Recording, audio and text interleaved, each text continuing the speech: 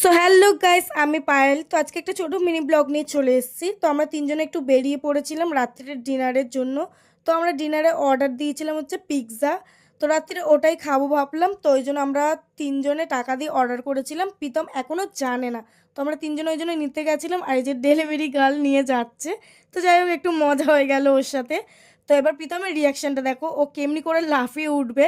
কারণ অনেক দিন পর পিৎজা অর্ডার দেওয়া হয়েছে, তো আমরা একটু ডিসাইড করলাম যে চলো অর্ডার দেওয়া যাক। ও শুয়ে শুয়ে দেখছিল যে কি অর্ডার দেওয়া যায়, তো আমি হুট করেই পিৎজা অর্ডার দিয়ে দিলাম, ও জানতো না। তো এই 6টা পিৎজা অর্ডার দিয়েছি আমরা চারজনে খাবো বলে, কারণ বাড়িতে কেউ ছিল না। ওই জন্য আমরা চারজনে বসে অর্ডার দিয়ে দিলাম। আর তার মধ্যে কথা হচ্ছে, ও হুট করে আবার দেখছে কি খাবে, কেএফসি টেএফসি দেখছিল।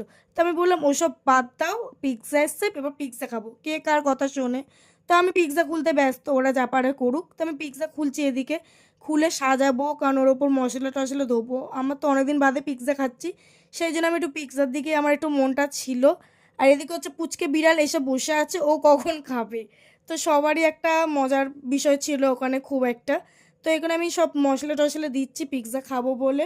তো এদিকে আমার সব দেওয়া কমপ্লিট, আর এদিকে দেখো ওরা অর্ডার দিতে ব্যস্ত আছে যে কী অর্ডার দেবে, কে কার কথা শোনে। তো যাই হোক, এদিকে আমরা খেতে বসে গেছি অলরেডি। 6টা পিৎজা খুলে রেডি করা হয়ে গেছে। তো এদিকে আমি খেতে বসে গেছি, কারণ আমার আর তসর হয়েছিল না। ওইদিকে আমি খেয়েও নিলাম। আর এদিকে আমার দেওর যা এরা সব খেতে বসে গেছে, আমার তো খুব ভালো লেগেছে। তো এখানে আজকে মিনি ব্লগটা ভালো লাগলে like comment share subscribe, tata.